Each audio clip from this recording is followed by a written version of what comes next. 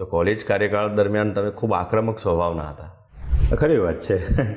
એટલે મને ટૂંકમાં યુનિવર્સિટી અથવા શિક્ષણ વિભાગ અથવા તો રાજ્ય સરકારનું કોઈ પણ એકમ બરાબર એ મને એક પ્રભાવી નેતૃત્વ ટૂંકમાં નેતૃત્વ કરનાર વ્યક્તિ તરીકે જોતા અને આક્રમક છાપ તમારે મૂળથી સચ્ચાઈ હોય બરાબર અને તમારી વાત છે એમાં વજૂદ હોય તો આક્રમકતા જન્મવાની જ છે.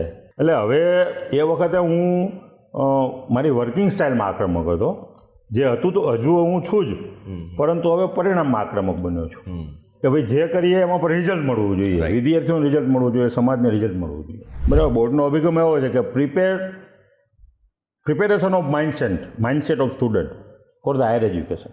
એ અભિગમ અને યુનિવર્સિટીના અભિગમમાં એકદમ 90 ડિગ્રીનું ટર્ન છે.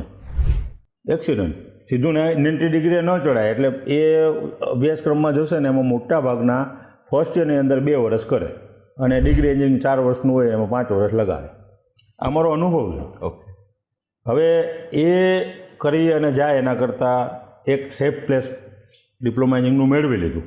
ડિપ્લોમા એન્જિનિયરિંગનું સેફ પ્લેસ મળી ગયું એને ત્યાર પછી એ વિદ્યાર્થી છે એ જોબ ઉપર જાય અથવા પોતાનો બિઝનેસ કરે અને બિઝનેસ કરવા માટે સરકાર ખૂબ મોટી રાહત અને સરળતા આપે છે.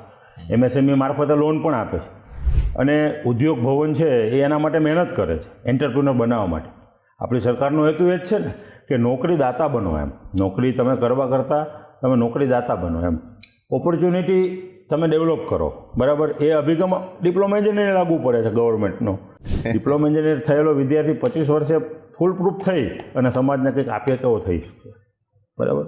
એટલે આ એનો બેનિફિટ. આ છે ને ગોલ્ડન પ્રોડક્ટ છે. લોકો એને અત્યારે એવી રીતે જોવે છે, સમજણ વગરની ટૂંકમાં લુકઆઉટ છે કે ઓછા ટકા આવ્યા હોય ને તો ડિપ્લોમા એન્જિનિયરિંગ કરાય. અરે બાપા એવું નથી. હું તો એમ કહું 100% બોર્ડમાં પહેલો નંબર આવે ને તો આ જ કરાય. તો ડિપ્લોમા એન્જિનિયરિંગની અંદર 6.5 CGPA ધરાવતો હોય ને બરાબર, એ વિદ્યાર્થી MOS માટે એલિજિબલ છે, જે સરળતાથી મેળવી શકાય છે. પેલું 12માં 80% લાવવા અઘરા છે બરાબર.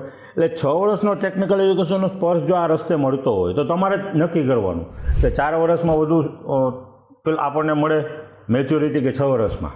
તમને ટેકનિકલ એજ્યુકેશનનો સ્પર્શ 6 વર્ષનો આ રસ્તે મળે છે બરાબર. એટલે સાયન્સ જે સિલેક્ટ કરે છે અને પર્ટિક્યુલર એ ગ્રુપ રાખીને જેને ઇજનેર બનવું છે બરાબર, એના માટે પણ બેસ્ટ રસ્તો આ જ છે.